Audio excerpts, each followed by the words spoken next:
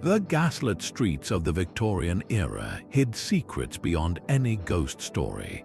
This was an age of astonishing progress built upon a foundation of deep superstition, a time when science and the supernatural waged a silent war for the soul of society. By the end of this journey, you will know 30 of the most bizarre and baffling events that captivated and terrified an entire generation. We will uncover the truth behind a nobleman who vanished while checking his horses and a phantom who could leap over buildings. What single mystery from the past still sends a chill down your spine?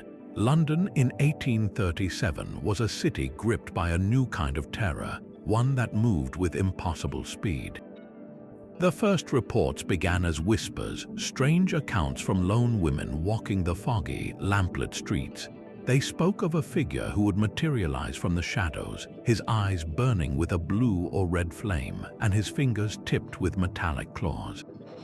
With a single, terrifying leap, he could clear a high garden wall or a two-story building, landing before his victims to let out a guttural laugh before breathing jets of fire into their faces. He was not a ghost, but something far more tangible and violent, and he called himself Spring-Heeled Jack.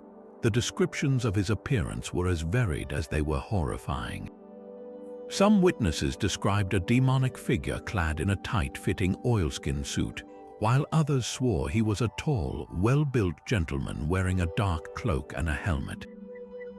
This duality only deepened the mystery. Was he a man, a monster, or some grotesque combination of both? The panic became so widespread and credible that the Lord Mayor of London was forced to take official notice, authorizing citizens to apprehend this bizarre assailant on sight. The hunt was on, but Spring-Heeled Jack was always one impossible jump ahead. For decades afterward, sightings would flare up across Britain, each report adding another layer to his legend. Theories abounded to explain the phenomenon. Was he a deranged aristocrat, perhaps the Marquess of Waterford, engaging in a cruel and elaborate prank? Could he have been an early experimenter with some form of spring-loaded technology, a human projectile testing his invention in the most sinister way? Or was the terror itself the true culprit, a mass hallucination born from the gaslit gloom of a city struggling with its own rapid transformation? Spring-Heeled Jack was more than a criminal. He was the Victorian era's first folk monster, a chilling symbol of the unknown dangers that could leap from the darkness into the heart of a modernizing world. While Spring-Heeled Jack haunted the streets, a different kind of specter was being created in the artist's studio, one that would wait a century to unleash its peculiar brand of terror. The Crying Boy painting presents a mystery not of a leaping fiend, but of a weeping child, a mass-produced image that became infamous as a cursed object. The origins of this haunting visage lie with Italian artist Giovanni Bragolin, who painted a series of these melancholic portraits during the twilight of the Victorian era and into the Edwardian period. For decades, these prints were simply kitsch, adorning the walls of countless homes with their sentimental sorrow. Then, in the 1980s, a British tabloid published a story that would transform this innocuous decor into an object of pure dread.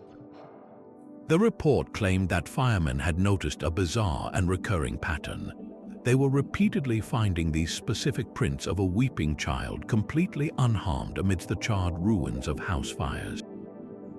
The story spiraled from there, with new accounts emerging of homeowners who owned the painting suffering catastrophic fires, their possessions reduced to ash while the Crying Boy remained pristine, his tear-stained face staring out from a perfectly intact frame.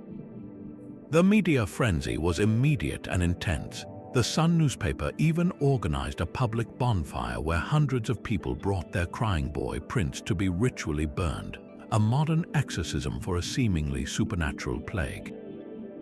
But what could explain such a specific and chilling phenomenon? Skeptics were quick to point to a perfectly logical, yet no less fascinating explanation. The prints were often coated in a thick, fire-resistant varnish, common for mass-produced art of that period, while the hardboard they were printed on was less flammable than the surrounding materials in a typical home. In a fire, it was entirely plausible for the painting to survive while everything else burned.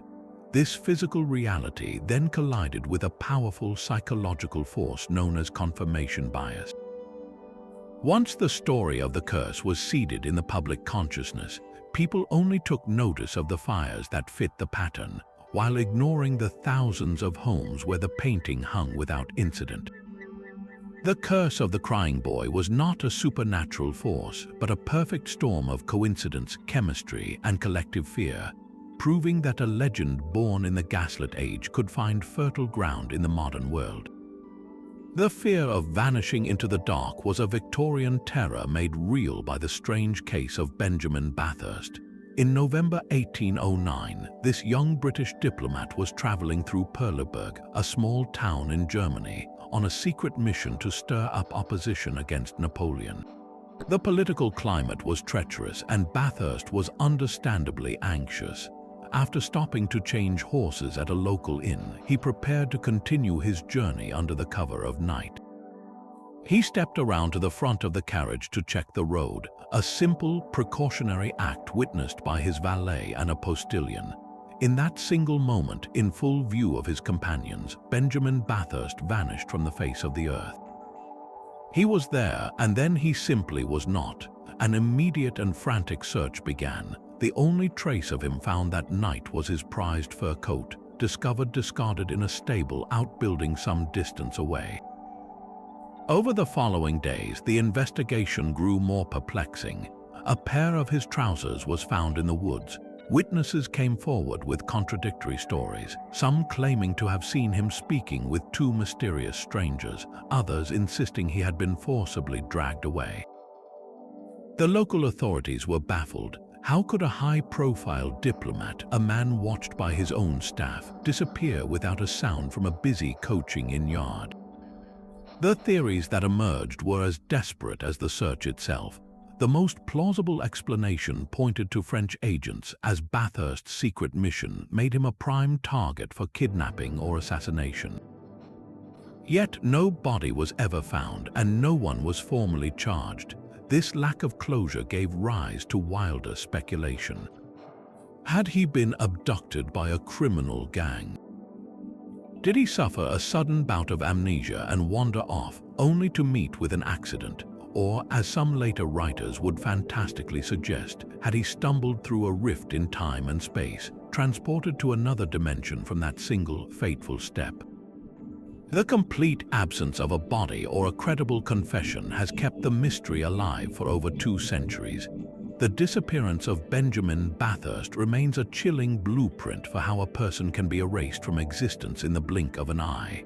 A historical puzzle where the most logical answers only lead to more profound questions. While diplomats vanished into thin air, another Victorian terror was festering in plain sight, one that no one could ignore because everyone could smell it.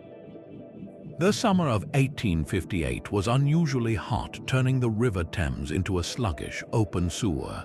For years, the city's waste had flowed directly into the river, a toxic cocktail of human excrement, industrial chemicals, and the carcasses of dead animals. Under the blistering sun, this foul brew began to ferment, releasing a miasma so potent and pervasive that it became known as the Great Stink. The stench was not merely unpleasant, it was a physical presence, a thick, greasy pall that clung to the air and seeped into every building. It was said you could taste the corruption on your tongue. The crisis reached its peak at the very heart of power, the Houses of Parliament, which sat directly on the river's bank. The politicians inside found their work completely paralyzed. They tried hanging curtains soaked in chloride of lime, a harsh chemical disinfectant, across the windows, but the smell punched straight through. Their eyes watered and they retched into handkerchiefs. After days of this unbearable torment, the government was forced to act, suspending sessions and finally approving the funds for a solution they had debated for years. That solution was the visionary engineer Joseph Bazalgette. His plan was almost unthinkably ambitious: to construct a vast, interconnected network of underground brick sewers that would intercept the waste before it reached the Thames and carry it miles away from the city. It was a monumental project that reshaped the very foundations of London. The Great Stink, for all its horror, was a catalyst. It proved that a public health crisis could not be ignored, even by the most powerful men in the empire, when it literally forced them to hold their noses. Bazalgette's sewers did not just end the stench, they revolutionized urban living, drastically cutting the death toll from waterborne diseases like cholera and creating a blueprint for modern cities worldwide. A crisis born from filth ultimately paved the way for a cleaner, healthier future. Even as London grappled with its own tangible horrors, a more private and Gothic dread was festering behind the ancient stone walls of a Scottish castle.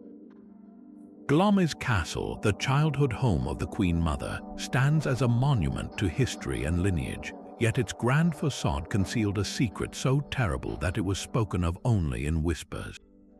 The legend tells of a monstrous heir, the firstborn son of the 11th Earl of Strathmore, whose existence was a closely guarded family shame. He was said to have been born with profound and terrible deformities, a body so alien to the Victorian ideal of nobility that he was declared a non-person, erased from the family record the moment he drew his first breath. The stories described him as a being of immense physical strength, with a large, hairless head and a torso that tapered to a peculiar, almost seal-like lower body. To maintain the family's honor and its bloodline, a fate far worse than death was devised for him.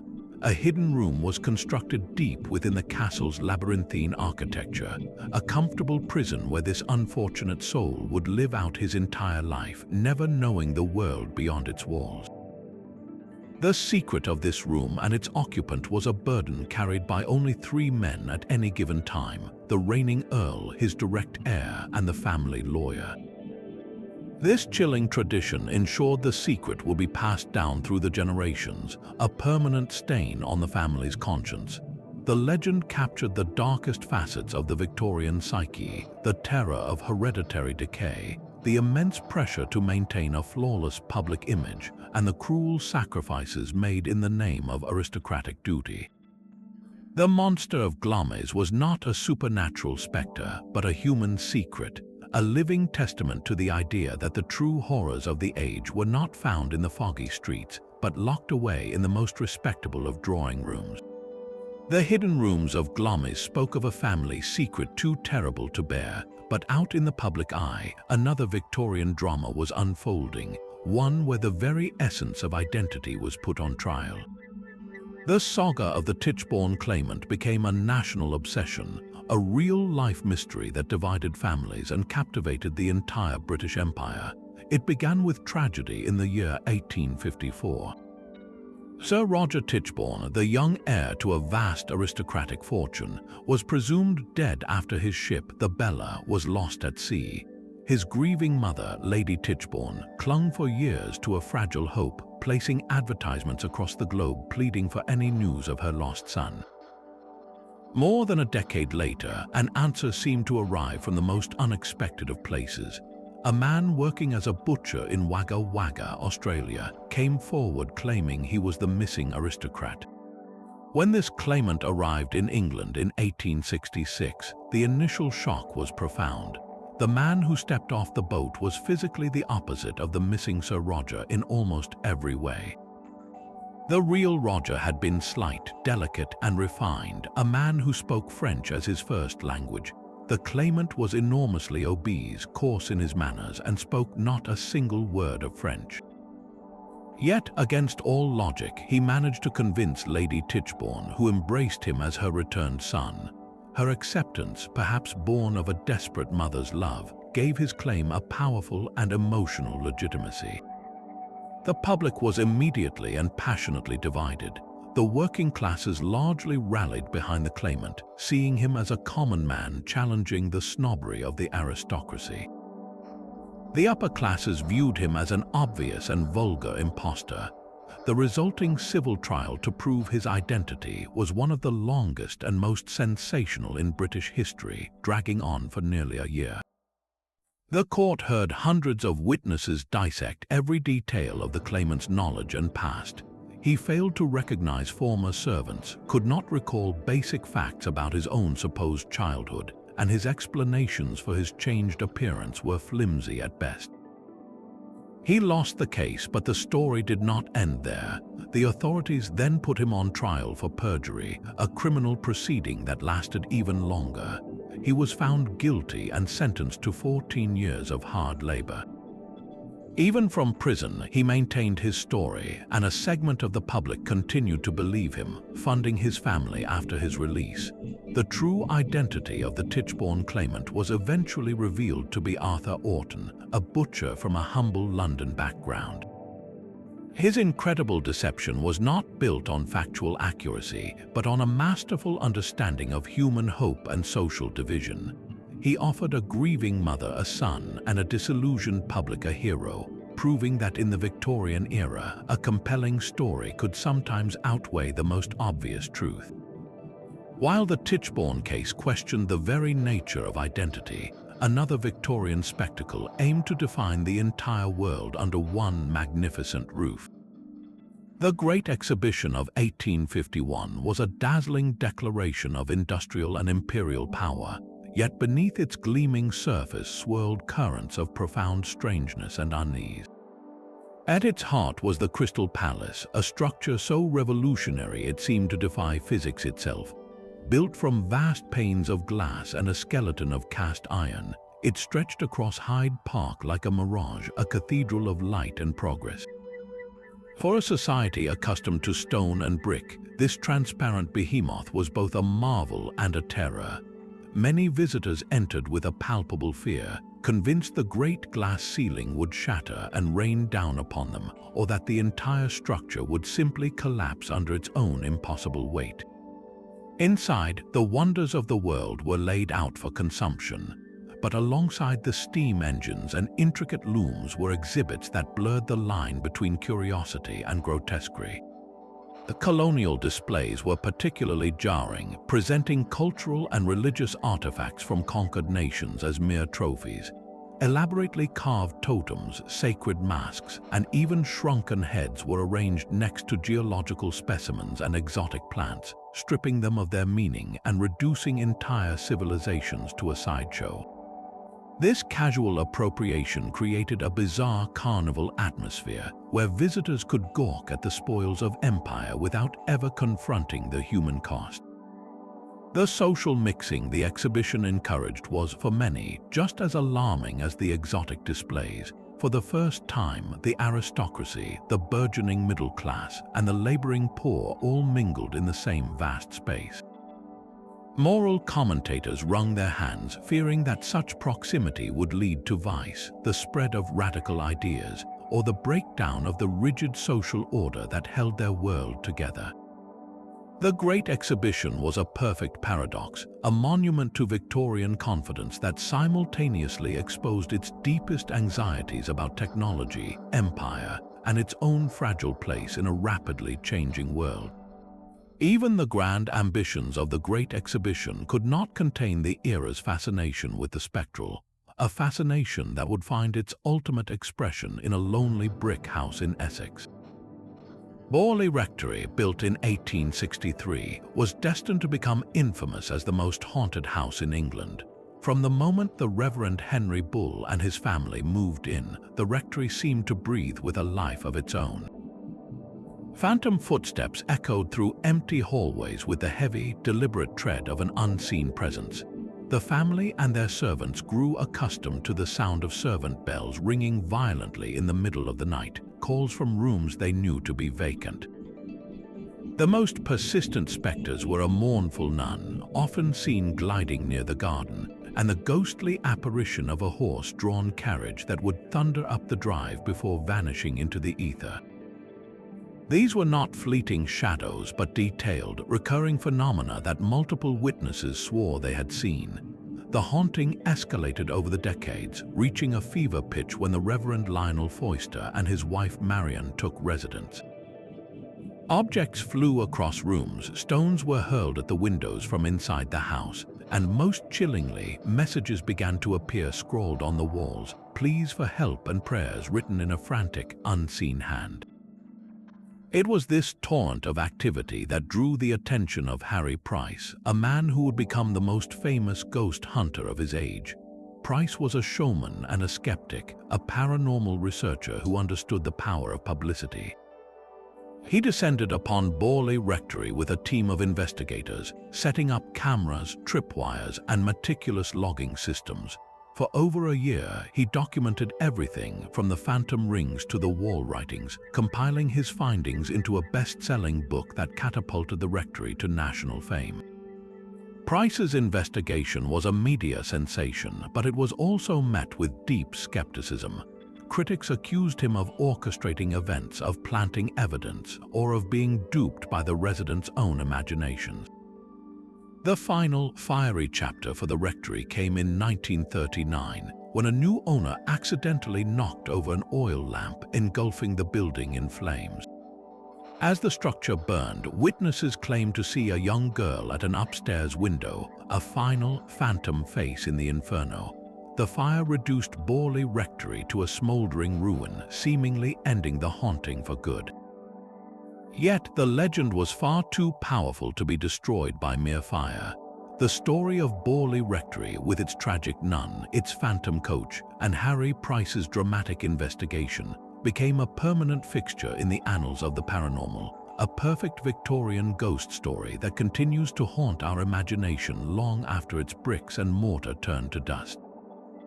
The ghostly terrors of Borley Rectory were confined to whispers and shadows, but in the heart of London, a very different kind of horror was brewing, one that was both tragic and absurdly literal.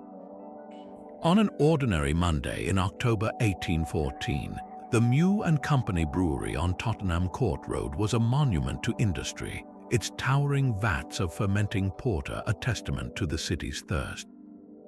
Without warning, one of the giant iron hoops holding a colossal vat together snapped with a sound like a cannon shot.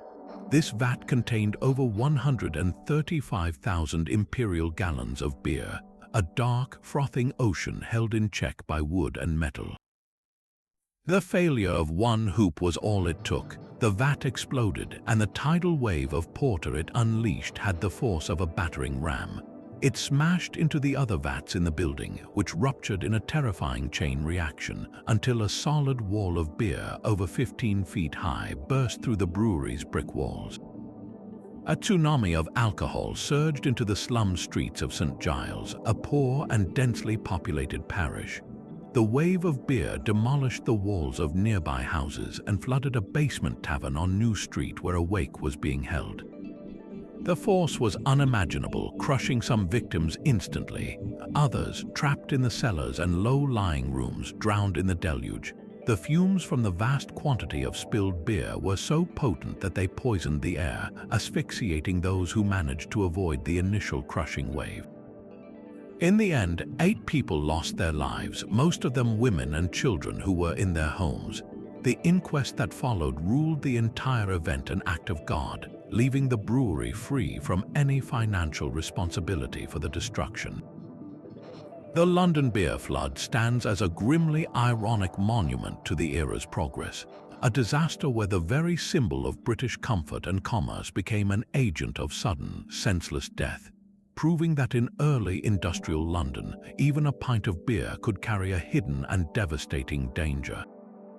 The tranquil domesticity of a wealthy home could hide as much poison as any haunted rectory. In 1876, the Grand Balham Villa known as the Priory became the stage for one of the most baffling murder mysteries of the age. Charles Bravo was a young, ambitious, and notoriously difficult barrister, newly married to a beautiful and wealthy widow named Florence. Their life appeared to be one of perfect Victorian privilege, but beneath the surface, the household was a simmering pot of resentment and clandestine history. Florence's first husband had died years before, leaving her a substantial fortune, but her life had been dominated by a passionate and very public affair with a charming older man, Dr. James Gully. To marry the respectable Charles Bravo, Florence was forced to sever all ties with Gully, but the ghost of that relationship lingered in the form of the housekeeper, Mrs. Cox, who had been a loyal confidante throughout the affair. The stage was set for tragedy. One evening, after dining with his wife, Charles Bravo was suddenly seized with agonizing cramps and violent sickness. For 3 days, he suffered terribly, with Florence and Mrs. Cox constantly at his bedside. In his moments of lucidity, he insisted he had not taken poison, and when the doctors identified the cause as antimony, a metallic toxin with effects similar to arsenic, the question of how it entered his system became a national obsession. The subsequent inquest was a media circus, laying bare the household's intimate secrets for all of England to dissect. The investigation revealed a deeply unhappy marriage. Charles was controlling and cruel, angered by his wife's past and desperate to gain control of her money. Florence, for her part, was terrified of scandal and deeply unhappy. And Mrs. Cox, the ever-present housekeeper, seemed to know more than she ever revealed. This complex web of motives gave rise to 4 enduring theories. The first was suicide, perhaps to spite his wife or due to hidden financial troubles, but Bravo's proud character and his deathbed denials made this seem unlikely. The second pointed directly at Florence, a wife driven to poison her tyrannical husband, possibly with the aid of Mrs. Cox. The third theory implicated Dr. Gully, the jilted lover seeking a twisted revenge. And the fourth, most subtle theory suggested Mrs. Cox acted alone, perhaps to protect her own position in the household or out of loyalty to Florence. The inquest returned a verdict of willful murder by person or persons unknown, a formal admission of defeat. No one was ever charged. The mystery of who poisoned Charles Bravo endures because it is not a simple whodunit, but a psychological puzzle where every possible suspect had a powerful motive, and the truth remains locked within the silent walls of the Priory. Even the most brilliant minds of the age could be enchanted by a simple paper cutout. In the summer of 1917, in the quiet Yorkshire village of Cottingley, 2 young cousins created a wonder that would captivate the world. Elsie Wright, 16, and Francis Griffiths, 10, borrowed Elsie's father's midge camera and disappeared into the beck at the bottom of their garden. When they returned with a developed plate, it showed Frances serenely watching as a troop of delicate, winged fairies danced before her.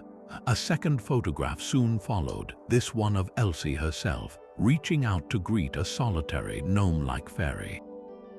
Arthur Wright, a pragmatic man, dismissed the images as a prank, but the girls' mothers were not so sure. The photographs found their way to the Theosophical Society, a group dedicated to spiritual and mystical inquiry, and from there they landed in the hands of the most famous detective writer in the world, Sir Arthur Conan Doyle. The creator of the supremely logical Sherlock Holmes was a passionate believer in spiritualism, yearning for concrete proof of life beyond our own. He saw the Cottingley photographs not as a childish game, but as the scientific evidence he had been searching for. Conan Doyle used his considerable influence and resources to have the photographs analyzed by the leading photographic experts of the day. After a meticulous examination, the experts at Kodak declared they could find no evidence of fakery, no strings, and no double exposure.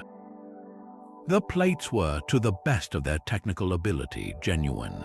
This expert endorsement, combined with the innocent credibility of the 2 young girls, sent a shockwave of excitement through a public weary from the horrors of the First World War. Here was a glimpse of a gentler, more magical world, a refuge from the grim reality of the industrial age. Conan Doyle wrote a passionate article for the Strand magazine, presenting the fairies as a monumental discovery. The public was divided, but the longing to believe was powerful. For decades, the cousins maintained their story, even as they grew into adulthood, adding more photographs to their collection. It was not until the 1980s, over 60 years later, that the elderly women finally confessed. The fairies were, in fact, cardboard cutouts that Elsie, a talented artist, had drawn herself, secured to the ground with hatpins. They never intended the hoax to go beyond their own family, and they were as astonished as anyone by the global sensation they had created. The Cottingley fairies were not a malicious fraud, but a testament to a deep cultural yearning. In an era defined by soot and steel, the desperate desire for a little magic, for proof of something more, was so strong that it could make fairies appear real, even to the man who gave the world the ultimate rational mind. While two girls in Yorkshire were weaving a fairy tale from paper and belief, a newspaperman in New York was constructing a celestial fantasy that would fool the world. In August 1835, a series of extraordinary headlines began to appear in The Sun, a relatively new and struggling New York newspaper. The articles claimed to be reprints from the prestigious Edinburgh Journal of Science, detailing the groundbreaking astronomical observations of Sir John Herschel, one of the most famous real-life astronomers of the era. According to The Sun, Herschel had built an immense revolutionary telescope in South Africa that was so powerful it could bring the surface of the moon into crystal-clear focus. And what it revealed was nothing short of miraculous. The reports described a lunar world teeming with life. Vast forests of strange red trees covered the valleys. Sapphire-colored pyramids dotted the landscape, hinting at a lost civilization. The animal life was even more fantastical. There were unicorns, two-legged beavers who carried their young in their arms and built huts, and flocks of animated flowers that could detach themselves from the ground and flutter through the air. The most sensational claim of all was the discovery of the Vespertilio Homo, a race of intelligent, bat-winged humanoids who built temples and lived in a sophisticated society. These creatures were described as covered in short, glossy, copper-colored hair, with wings of a thin membrane that stretched from their shoulders to their calves. The public went wild with excitement. Here was scientific proof, seemingly from an unimpeachable source, that we were not alone in the universe. The Sun's circulation skyrocketed, becoming the most widely read newspaper in the world at that time. The hoax was the brainchild of reporter Richard Adams Locke, who had never intended for it to go quite so far. He was a satirist, aiming to mock the increasingly outlandish theories of some contemporary religious and scientific figures who speculated about life on other worlds.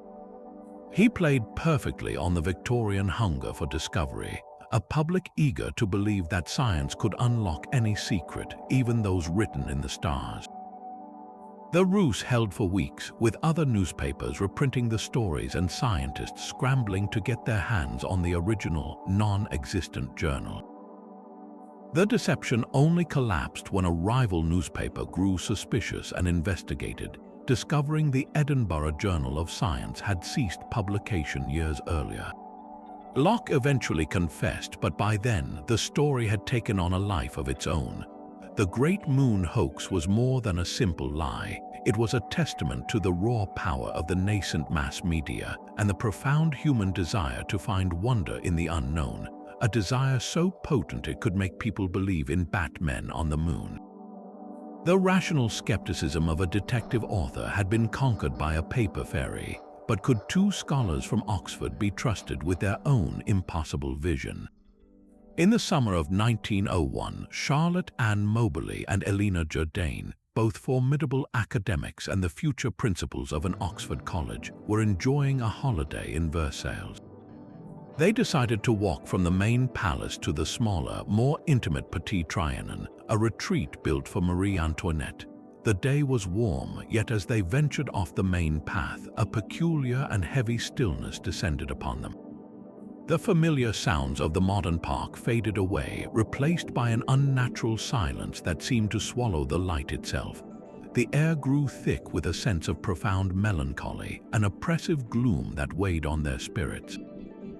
The landscape itself appeared to shift, the foliage taking on a flat, two-dimensional quality, as if they were walking through a painted backdrop. Then they began to see the people. A woman was shaking a white cloth out of a window of a small garden building. Two men in long, greenish coats and three-cornered hats, whom they took to be gardeners, gave them abrupt directions. But the most striking figure was a lady sitting on a bench, sketching.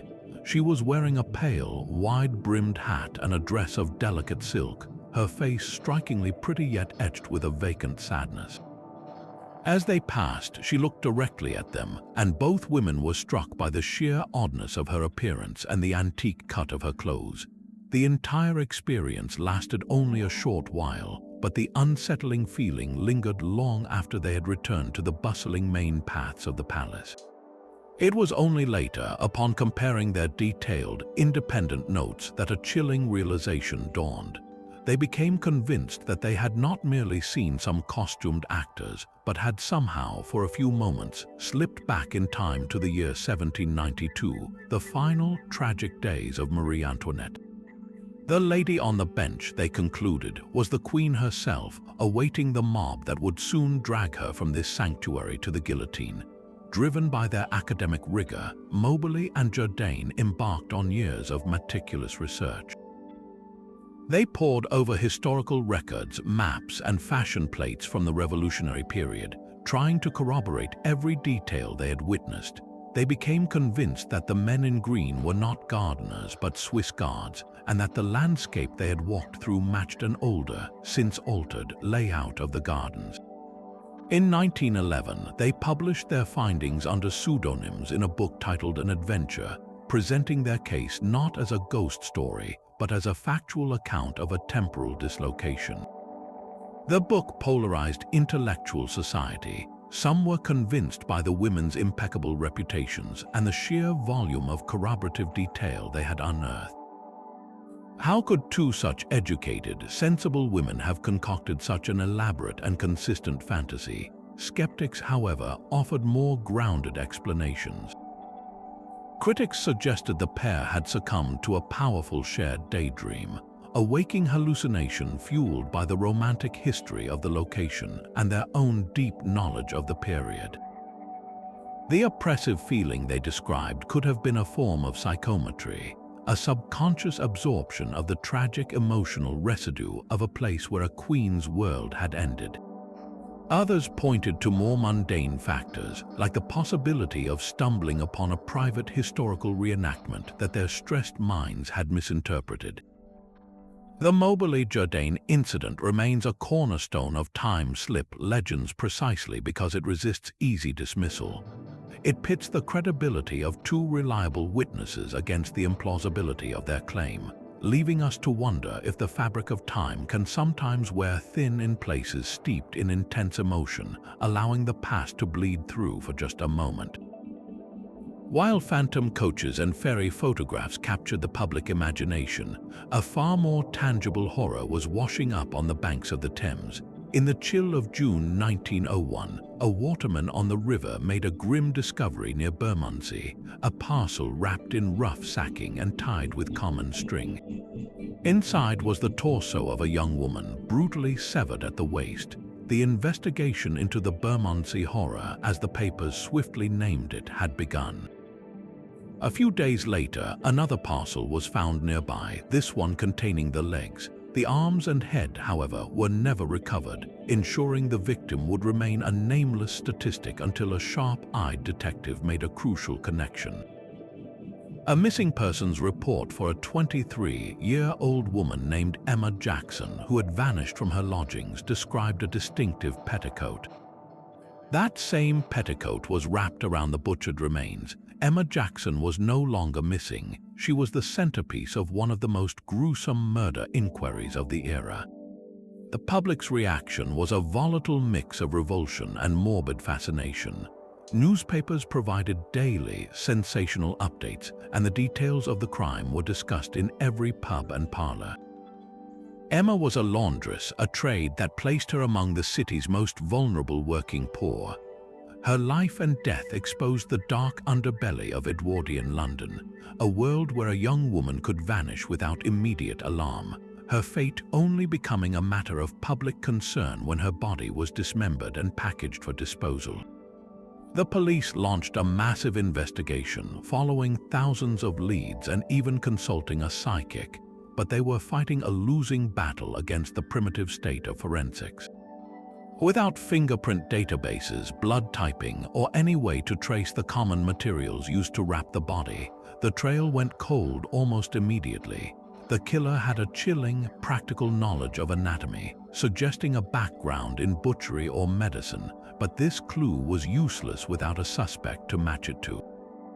The Bermondsey Horror stands as a grim, unsolved counterpart to the more famous Jack the Ripper murders just over a decade earlier. Both series of crimes targeted poor women, highlighting their terrifying vulnerability in the sprawling metropolis. But while the Ripper's crimes were frenzied and left in the open, the disposal of Emma Jackson's body showed a colder, more calculated cruelty. The killer took the time to dismember her, to wrap the parts neatly, and to ensure her identity would be as erased as her life. This was not a crime of passion in a dark alley, but a methodical act of disposal, suggesting a killer who could operate with a terrifying anonymity. The case ultimately faded from the headlines, another file in a cabinet of cold cases, but it left a chilling legacy. It proved that even in a new century, with all its boasts of progress, the city could still hide a monster who could dismantle a human being and vanish without a trace, leaving only questions and a profound sense of dread in his wake. A phantom menace can paralyze an entire town without ever being seen. Decades after the Victorian era, in 1944, the small American town of Mattoon, Illinois, was gripped by a terror that felt ripped from a gaslit nightmare. It began with a report from a young mother who claimed a strange, sweet-smelling gas had been sprayed into her bedroom window, leaving her legs and arms temporarily paralyzed. Within days, the town was in the grip of the mad gasser. Panicked calls flooded the police station, each describing the same sequence of events. A tall, shadowy figure would appear outside a home, often dressed in dark clothing. A hissing sound would be heard, followed by the overpowering scent of a sickly sweet or floral gas. The victims, almost always women, would then experience a tightening in the chest, nausea, and a terrifying, temporary paralysis of their limbs. The symptoms were real and deeply frightening, but the perpetrator was a ghost. Police launched an exhaustive manhunt, setting up roadblocks and conducting door-to-door searches. They found no mysterious canisters, no footprints, and no evidence of any gas. Witness descriptions of the gasser were wildly inconsistent, and the pattern of attacks made no logical sense. How could one man be in so many places at once, vanishing without a trace each time? The panic in Mattoon is now understood by psychologists as a textbook case of mass psychogenic illness. There was no physical toxin, only a powerful psychological one. The fear of an unseen attacker, whispered from one neighbor to the next, became a contagion more potent than any gas. Anxiety and the power of suggestion can manifest as genuine physical symptoms, a phenomenon known since the witch trials and the trembling convulsions of factory workers in the industrial age. The human body, under enough collective stress, can essentially poison itself with its own dread. The mad gasser of Mattoon was not a man, but a manifestation of a very old fear. It was the same primal terror that made Victorians dread the fog and the things it might hide, the same fear that gave spring-heeled Jack his power. The setting had changed from cobblestone streets to quiet American lawns, but the monster was the same, a creature born entirely from the dark corners of the human mind, proving that the most enduring Victorian mysteries were not about what was out there in the dark, but what was waiting within us to be awakened. A 10-foot giant petrified in stone was unearthed from a New York farm in October 1869.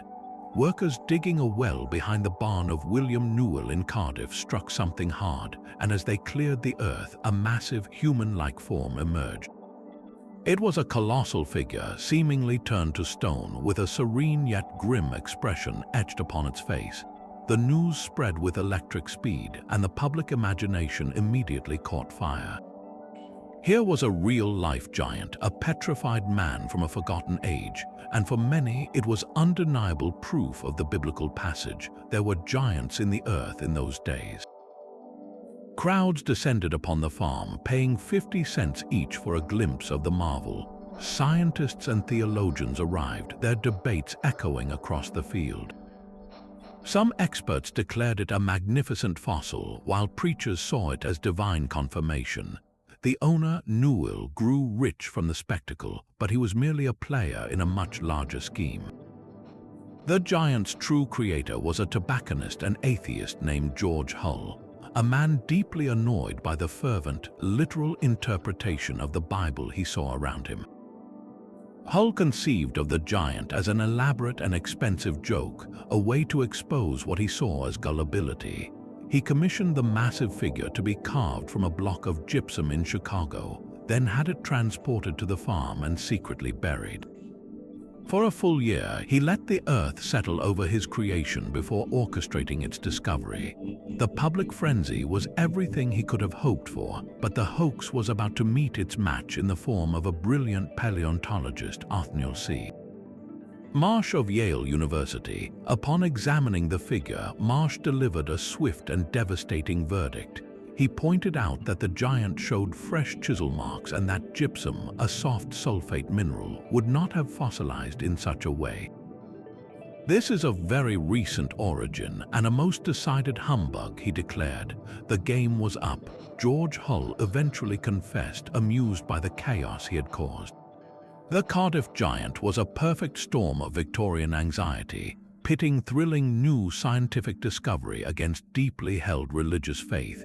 It revealed a public desperate for tangible wonders, a hunger so powerful it could make them see a stone statue as a link to a mythical past.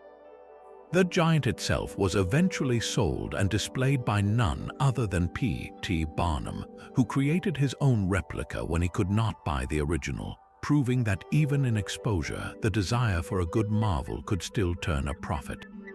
The sky itself became a new and deadly frontier for Victorian science. In April 1875, the French hydrogen balloon Zenith prepared for a voyage into the thin, cold air of the upper atmosphere.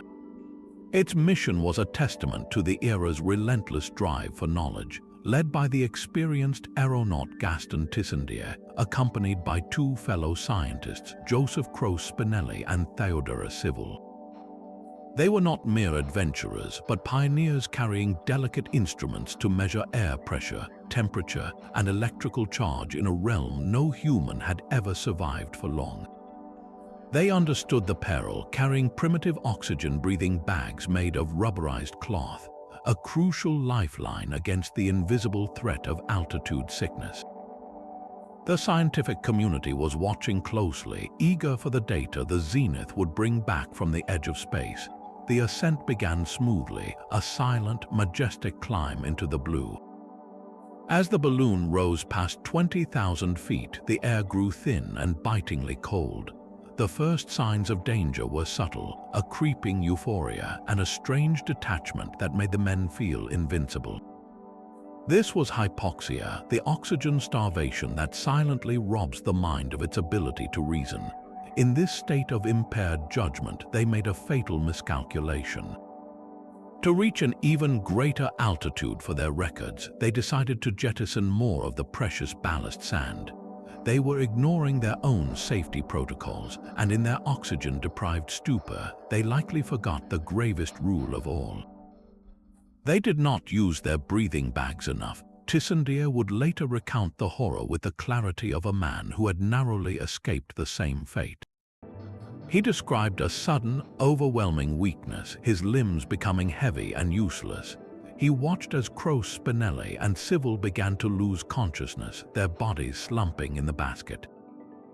With a final, monumental effort, Tissandier managed to open the valve to begin their descent, but it was too late for his companions. By the time the Zenith drifted back to Earth in a peaceful field, Gaston Tissandier was the only one left alive, awakening to a scene of profound tragedy. The mystery of their final moments is locked in the data they recorded. The barograph, a clockwork instrument tracing their altitude, showed the Zenith had soared to nearly 28,000 feet, a record-breaking height that became a death sentence. Why did these intelligent, prepared men fail to save themselves? The insidious nature of hypoxia provides the grim answer. The very condition they were studying robbed them of the cognitive ability to recognize they were in mortal danger. Their own scientific logs became a posthumous confession of this physiological betrayal. The flight of the Zenith was a catastrophic failure that yielded crucial, heartbreaking knowledge.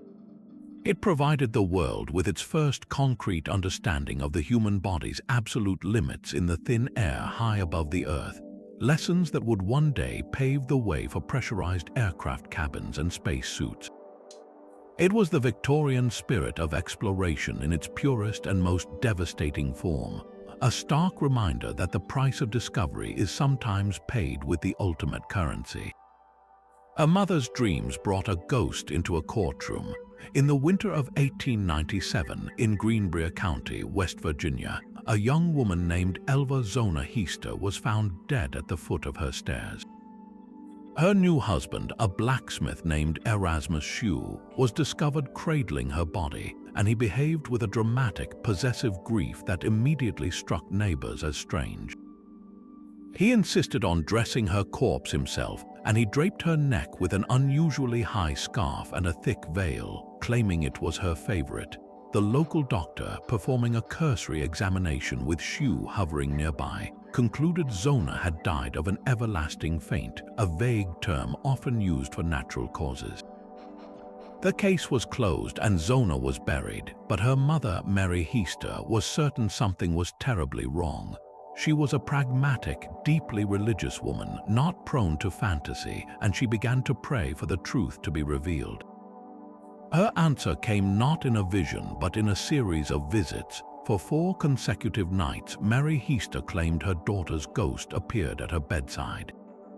The specter was not silent. It told a harrowing story, explaining that Erasmus Shue had flown into a rage over a trivial matter and had attacked her, twisting her neck with such brutal force that he broke it. The ghost, in a chillingly specific detail, demonstrated how her head could now be turned completely around. Mary, armed with this spectral testimony, went to the local prosecutor, John Preston. She was relentless, and her unwavering conviction, combined with the bizarre nature of her story, eventually persuaded him to take a risk. He ordered Zona's body to be exhumed. The autopsy, conducted in a crowded schoolhouse, confirmed the ghost's accusation. Zona Heaster's neck had indeed been broken, her windpipe crushed. The ligaments were torn, an injury completely inconsistent with a simple fall down the stairs. This was the result of a violent, deliberate assault.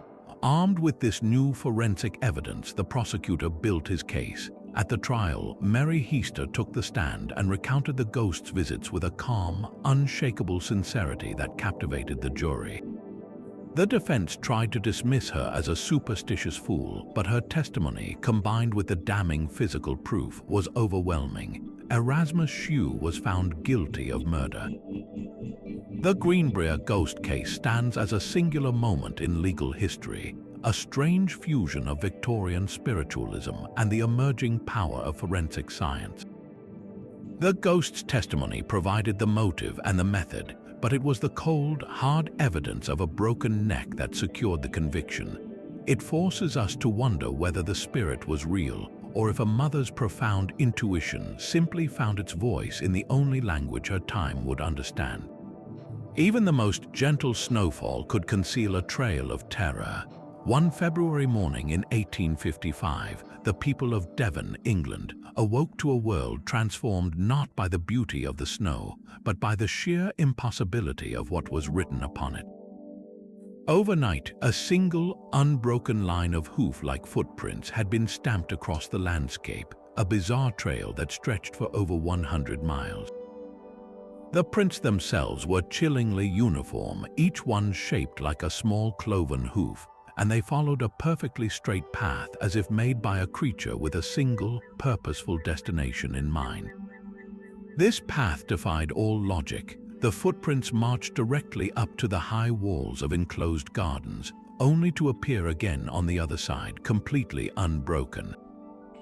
They were found on the steep, pitched roofs of houses, and they went straight across the wide estuary of the River Exe, an expanse of open water, as if the maker had simply walked over the surface. The immediate reaction was pure, unadulterated panic. In an age where faith and superstition still walked hand in hand, the conclusion for many was terrifyingly simple. The devil himself had taken a midnight stroll through the English countryside. Church sermons warned of demonic visitations, and many were afraid to leave their homes after dark, fearing the return of the infernal walker. Of course, more rational minds scrambled for a scientific explanation. The local press was soon filled with competing theories. Some naturalists suggested a hopping rodent like a wood mouse, its tracks melted and distorted by the sun to appear cloven. Others pointed to a badger or perhaps an otter, its gait creating a strange, linear pattern. The most inventive theory proposed an experimental balloon, trailing a broken shackle or chain that stamped the marks into the snow as it drifted. Yet every theory had a flaw. No known animal could travel such a vast distance in a single night, let alone scale walls and cross rivers. A balloon would not create such perfectly spaced, consistent prints over such varied terrain. The story was covered widely in newspapers across the country, captivating a public enthralled by the blend of the supernatural and the scientific. The mystery of the devil's footprints was never solved. It remains one of the most perfect natural enigmas of the era, a puzzle written in snow that vanished by midday, leaving behind only a profound sense of wonder and a chilling question about what might still be out there, leaving its mark on our world under the cover of a winter's night. The silent, unsolved fate of Emma Jackson was a horror contained by the city's streets, but the open ocean held a terror of a far grander and more absolute scale. The southern Indian Ocean is a realm of immense power and profound isolation, and in July 1909, it consumed a marvel of modern engineering without leaving a single clue. The SS Waratah was a brand new 11,000-ton passenger liner, hailed as the most advanced and safest ship of its era, a floating palace equipped with the latest watertight compartments and deemed practically unsinkable by its builders. On its second voyage from England to Australia, the ship was last seen on the morning of July 27th, steaming past a smaller vessel called the Clan McIntyre just off the coast of South Africa. The captain of the Clan McIntyre noted the Waratah battling against a heavy swell, but saw nothing outwardly amiss. Then, the great liner simply faded into the haze and was never seen again. No wreckage, no lifeboats, and no distress call were ever found. A massive sea and air search scoured thousands of square miles, but the ocean yielded nothing. The Waratah, with its 211 passengers and crew, had been erased. How could a vessel the size of a city block, a titan of steel, vanish so completely? The theories that emerged are as deep and dark as the waters that claimed her. The most plausible explanation points to a catastrophic structural failure.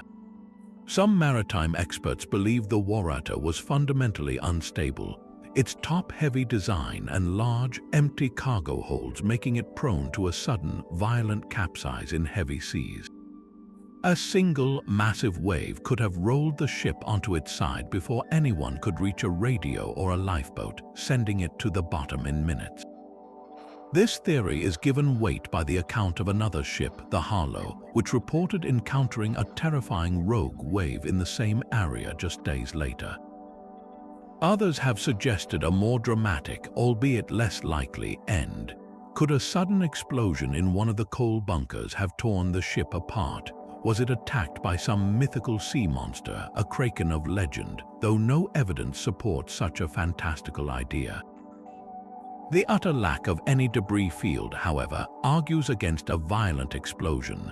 The most haunting possibility is that the ship succumbed to a phenomenon known as a hole in the ocean, a freak wave so colossal it can swallow a vessel whole, leaving no time for a struggle and no trace on the surface. The mystery of the SS Waratah is the maritime equivalent of a locked room mystery, but the room is an entire ocean. It stands as the Australian Mary Celeste, a permanent reminder of the ocean's vast, indifferent power and the fragile confidence we place in our greatest machines, a ghost ship that sails on only in our imagination and in the silent, unsolved depths. The desire for a missing link was so powerful it could forge one from a handful of ancient bones. In 1912, amateur archaeologist Charles Dawson made an announcement that sent shockwaves through the scientific world. He claimed to have unearthed the fossilized remains of the earliest Englishmen in a gravel pit near Piltdown Common. The fragments, a thick, human-like skull and an ape-like jaw with 2 teeth, appeared to be the holy grail of anthropology, the definitive proof of a creature that bridged the gap between ape and human. The scientific establishment, eager for Britain to claim a central role in the story of human evolution, embraced the discovery with triumphant fervor. For decades, Eoanthropus dawsoni, or Dawson's Dawn Man, was presented as a key piece of the evolutionary puzzle, its odd combination of features explained away by leading experts.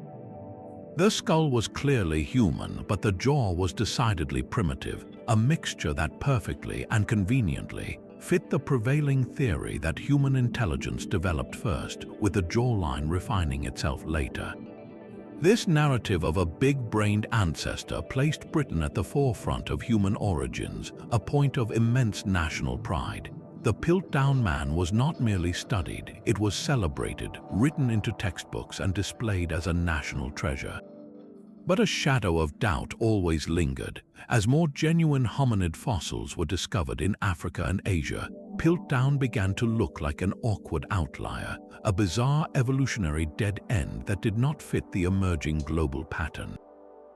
Its authenticity was not seriously challenged, however, until the early 1950s, when a new generation of scientists applied rigorous forensic tests.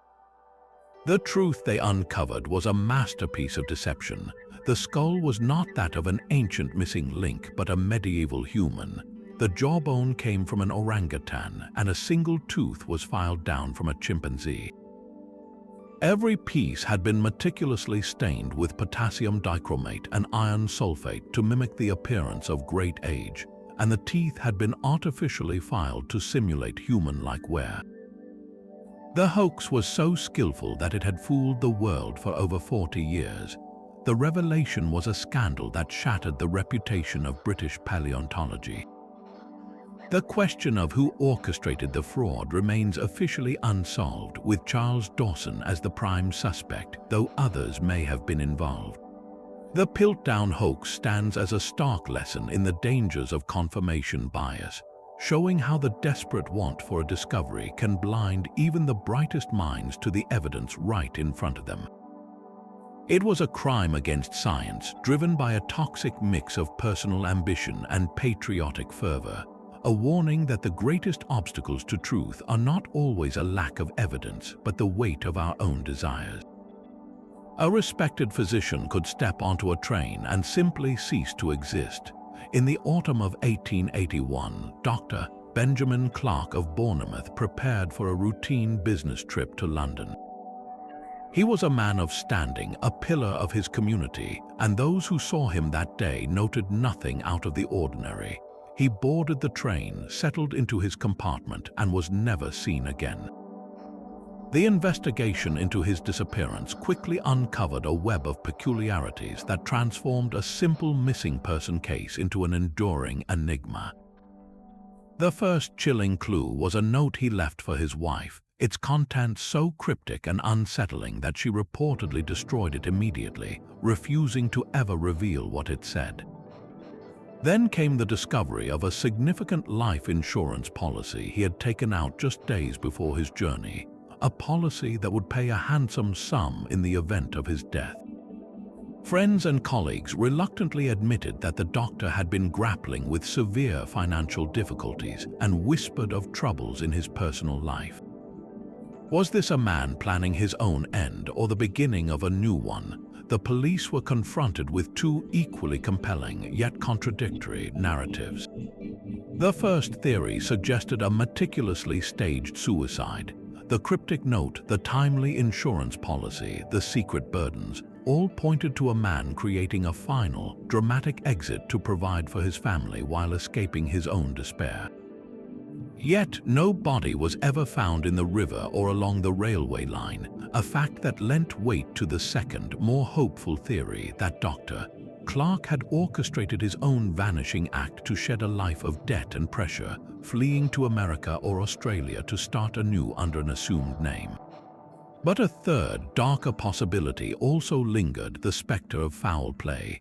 Had his financial dealings attracted dangerous enemies? Could a professional rival have wished him harm? Without a body or a crime scene, these questions spiraled into pure speculation.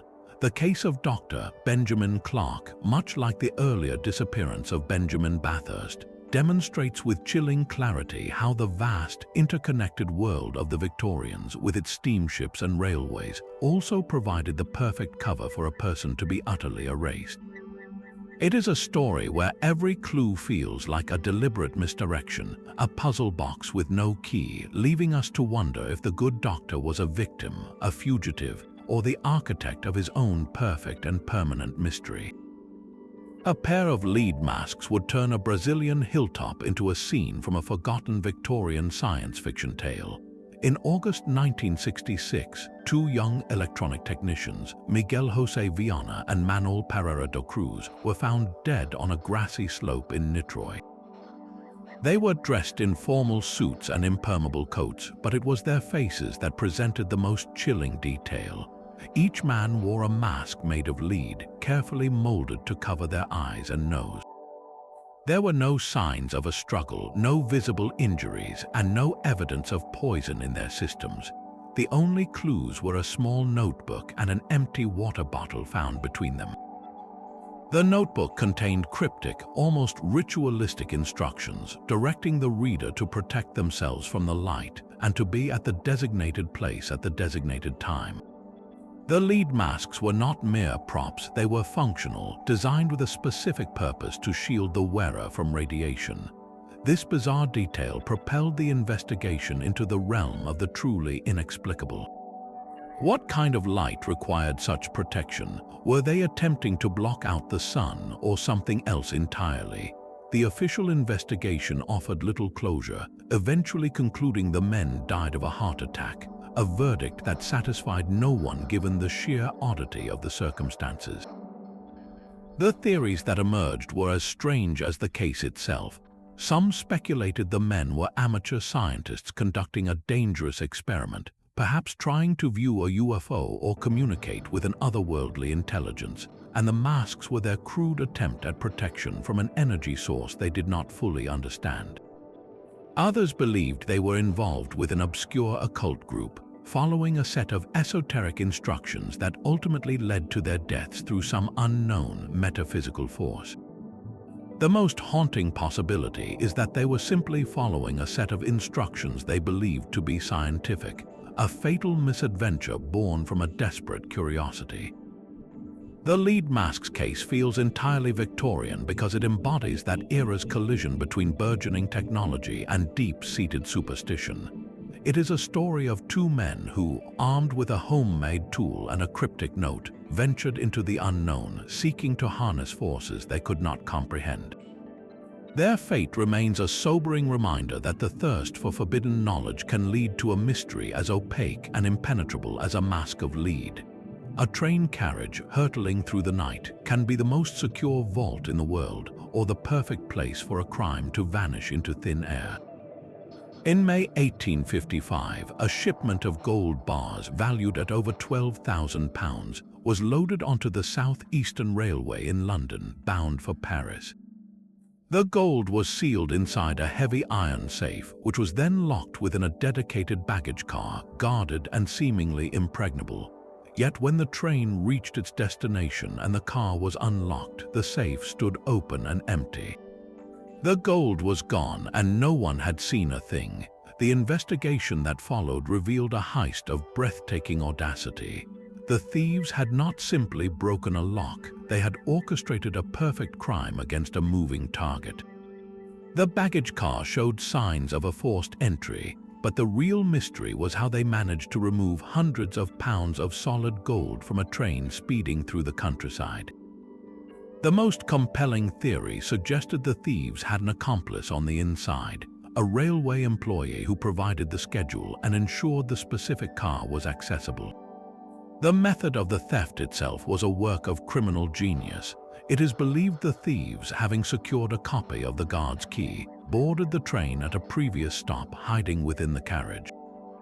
Once the train was at speed, they forced open the safe, transferred the heavy gold bars into sturdy bags, and then, at a pre-arranged remote section of track, simply threw the loot out of the moving carriage onto the soft, grassy embankment below. An accomplice waiting along the route would then collect the bags under cover of darkness, leaving no trace. The public was simultaneously outraged and impressed. This was not a violent robbery, but an intellectual one, a direct challenge to the new symbols of Victorian power, the railway and the financial system. The police investigation pointed heavily toward insider knowledge and possible corruption within the railway company, but without any evidence or witnesses, the case grew cold. The thieves were never caught, and the gold was never recovered. The Great Gold Robbery of 1855 proved that the most modern systems were only as strong as the people who operated them, a lesson in vulnerability that would echo through the age of steam and steel. While the open ocean could swallow an entire ship, the quiet lanes of the Isle of Wight witnessed a more intimate and chilling kind of vanishing. Throughout the late 1800s, a series of young women left their homes for the most ordinary of reasons and simply ceased to exist. Their disappearances were not grand maritime mysteries, but quiet, domestic tragedies that seeped a deep and personal dread into the community. In 1878, 21-year-old Sarah Newton left her home in Newport to collect a payment for her father, a local builder. She was a responsible young woman, familiar with the route, but she never arrived at her destination and never returned home. A massive search combed the island, but no trace of her was ever found. Just a year later, 18-year-old Lavinia Go vanished while walking from her home in Shanklin to her place of work in Ventnor, a journey of just a few miles along a well-traveled coastal path. She too disappeared without a single witness or a shred of evidence. These were not isolated incidents. Other young women from the island met the same inexplicable fate, each one stepping out into the daylight and evaporating into the air. The cumulative effect was a paralysis of fear. Parents kept their daughters indoors, and neighbors viewed strangers with open suspicion. How could so many vanish from a small, contained island without a single body being discovered? The theories that swirled through the pubs and parlors were as dark as the island's forested chines. The most terrifying possibility was that a serial killer was living among them, a man so cunning and methodical that he could abduct and dispose of his victims without leaving a single clue. This was a time before organized police forces or forensic science, and a clever murderer could easily exploit the rural landscape and social trust. Another pervasive fear, one that gripped the Victorian imagination, was the white slave trade. Sensationalist newspapers and moral campaigners often warned of shadowy gangs who kidnapped innocent young women from the streets of England to be sold into prostitution abroad. The isolated ports of the Isle of Wight seemed a perfect hunting ground for such predators. A young woman could be snatched, smuggled onto a ship under cover of darkness, and transported to the continent before anyone even realized she was gone. This theory, while likely exaggerated, tapped into very real anxieties about mobility, morality, and the vulnerability of women in a rapidly globalizing world. Yet without bodies, without ransom notes, or any evidence of a struggle, every theory remained just a ghost of an idea. The cases grew cold, officially open but eternally unresolved. The vanishings left behind a legacy not of answers but of silence, a haunting reminder that even in the most picturesque and seemingly safe communities, the most ordinary path could lead straight into a mystery. In the anonymous sprawl of Victorian London, a woman could invent herself from nothing. The grand houses of Bayswater, a district of respectable wealth and strict social codes, found themselves utterly charmed by a new arrival in the 1870s. She was a sophisticated lady, well-spoken and impeccably dressed, who spoke of vague connections to European nobility and a recent tragic bereavement. Her name, she said, was Madame Rachel, though it would soon become clear this was merely one of many masks. With effortless grace, she began to appear at the most exclusive parties and soirees, her conversation sparkling, her manners flawless. She did not force her way in, rather, she was invited, welcomed into drawing rooms and accepted as one of their own. Her genius lay in her understanding of Victorian society's greatest weakness, its obsession with appearance and its delicate, unspoken rules of hospitality. She borrowed money from her new friends with a convincing tale of temporary financial embarrassment, promising swift repayment. She was a guest in many homes, studying the habits of the wealthy while leaving no permanent address of her own. For months, this phantom socialite moved through the highest circles of Bayswater, a perfectly crafted illusion. The exposure, when it came, was as sudden as her arrival. A series of unpaid debts and a few too many curious questions from a skeptical hostess began to unravel her carefully woven story. There was no record of her family, no trace of her supposed continental estates, no background at all. The woman they had known as Madame Rachel was a complete fraud, a void wrapped in silk and good manners. Before a formal accusation could be made, she vanished from Bayswater as mysteriously as she had appeared, leaving behind only confusion and a trail of broken trust. Who was she really? The most logical theory paints her as a brilliant confidence trickster, a forerunner of the modern grifter who understood that the richest target was not a wallet but a reputation.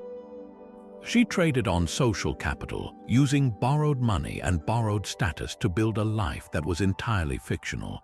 Others wondered if her motives were more political, speculating she was a spy gathering intelligence from the loosely guarded conversations of the influential elite. Or perhaps she was simply a woman escaping a past life, using the immense anonymity of the city to shed an old identity like a worn-out coat. Her story is a perfect testament to the strange new world the Victorians had built.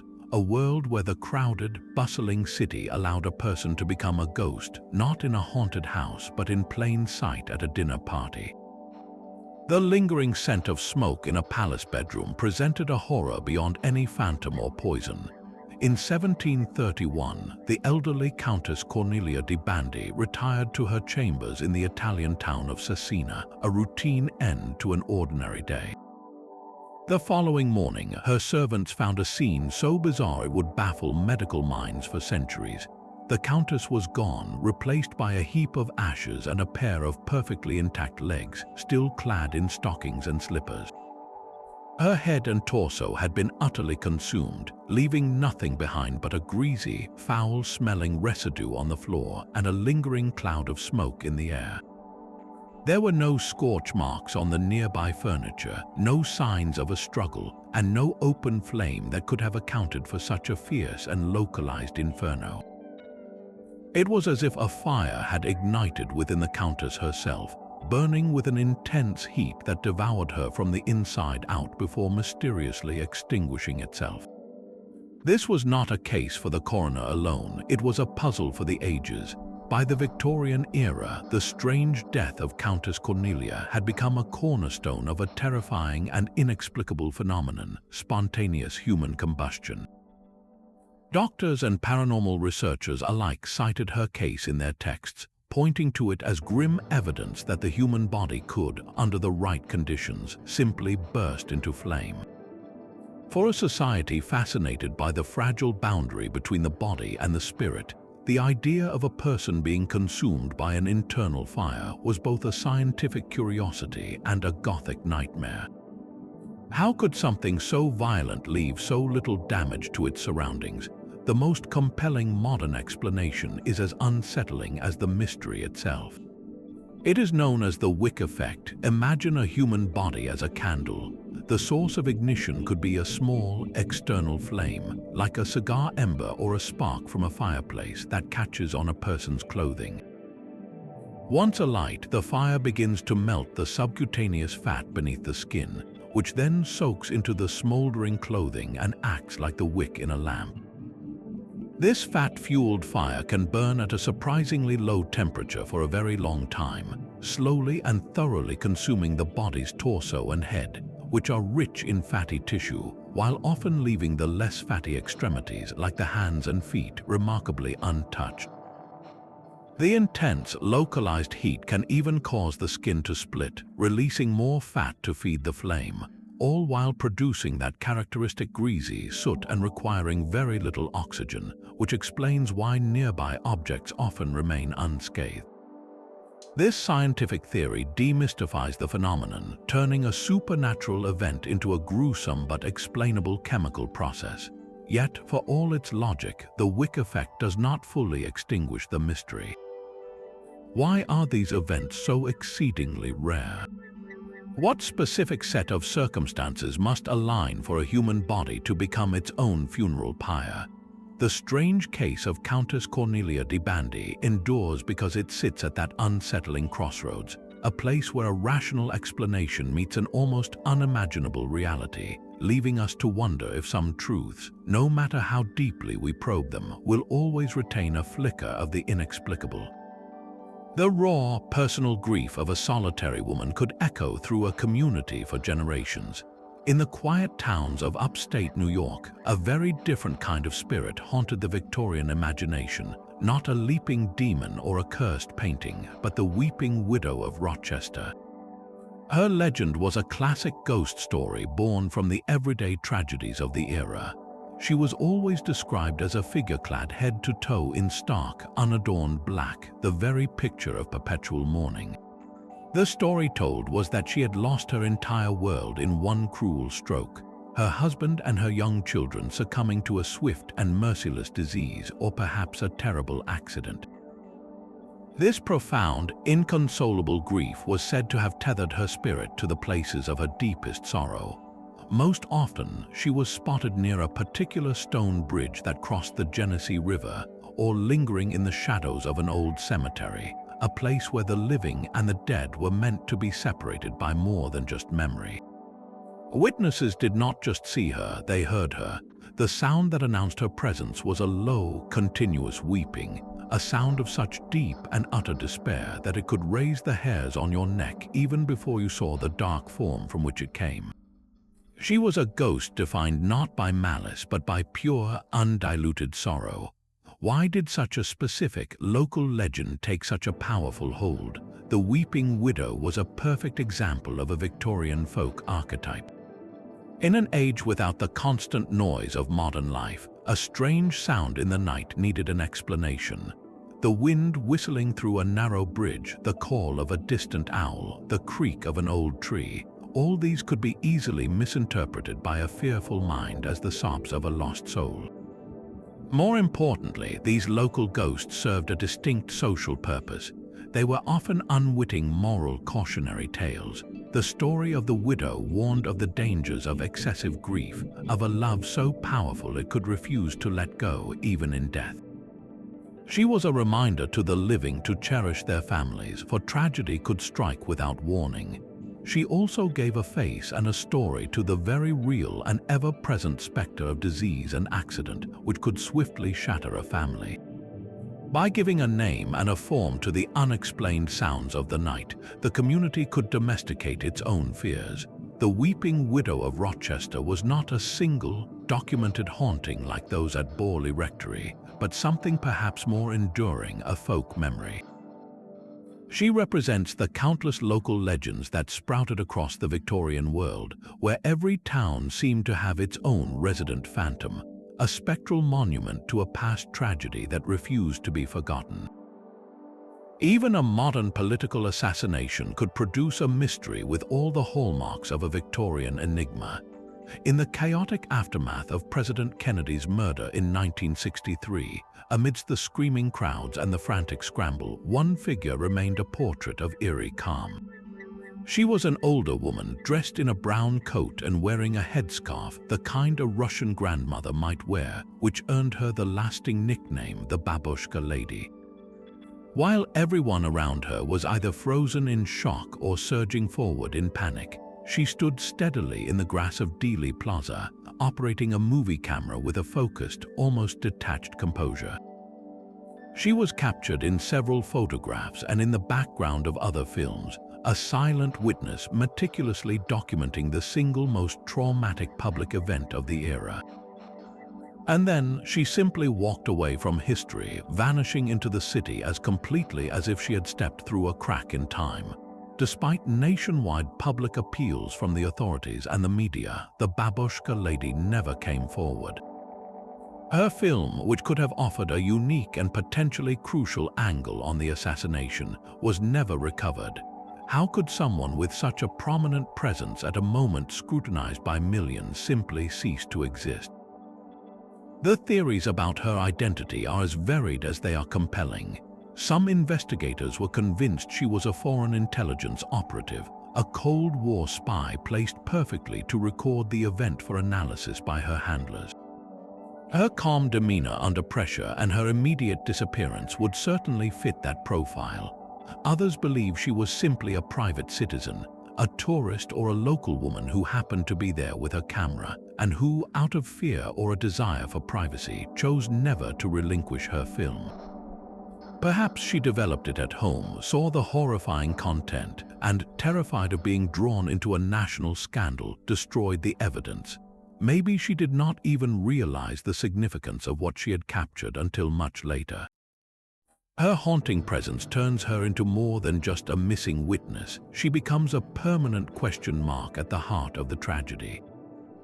The Babushka lady is a ghost of the 20th century, a reminder that even in an age of cameras and crowds, a single individual can hold a secret and then disappear with it forever, leaving behind only a grainy image and an unanswerable question about what her lens truly saw. A ship adrift tells a story without a single character to speak its lines. On a calm December afternoon in 1872, the British brigantine de Gracia spotted another vessel sailing a strange, aimless course in the Atlantic. As they drew closer, they recognized the Mary Celeste, a merchant brig that had left New York for Genoa weeks before. They hailed her, but no answer came.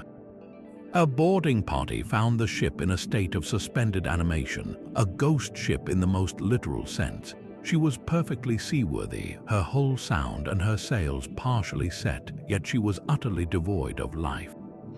The crew of 10, along with the captain's wife and 2-year-old daughter, had vanished without a trace. The mystery was etched in the eerie details they left behind. In the captain's cabin, his watch and navigation instruments were undisturbed. The crew's personal belongings, their pipes and clothing, remained in their quarters as if they had just stepped away. In the galley, the remnants of a half-eaten meal sat on the table, a breakfast interrupted by an unknown emergency. The ship's logbook was the final, chilling clue. The last entry was dated 10 days prior, noting a position not far from where she was found, with no hint of distress or trouble. Only one of her 2 lifeboats was missing, suggesting a frantic but orderly abandonment. The popular myth of a volatile alcohol cargo causing a massive explosion is just that, a myth. The Mary Celeste was carrying industrial alcohol, which does not explode in the manner often depicted. So what could have compelled an experienced captain and his entire crew to willingly leave a perfectly sound vessel in the middle of the ocean, a decision that almost certainly spelled their doom? The most plausible theory points to the cargo itself. Fumes from the alcohol could have leaked into the hold, creating a very real fear of an imminent catastrophic explosion. Captain Briggs, known as a prudent and devout man, may have ordered everyone into the lifeboat as a temporary safety measure, tethering it to the ship with a strong line.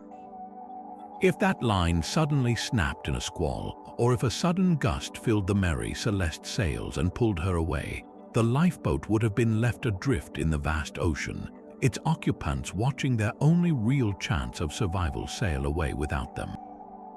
Other theories suggest a sudden waterspout striking the ship, terrifying the crew into believing she was sinking, or a brief, violent encounter with pirates who, for some unknown reason, took the people but left the ship and its valuable cargo untouched. The true fate of the Mary Celeste's crew is locked in the sea.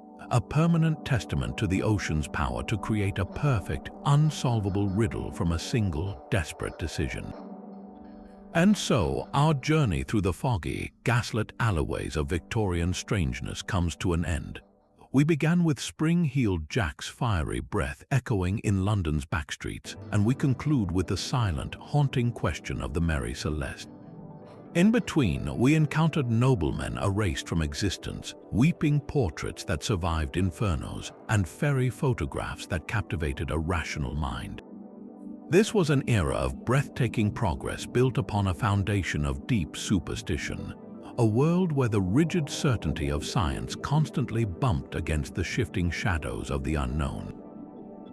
These 30 events are more than just bizarre footnotes. They are a mosaic of an age grappling with its own identity.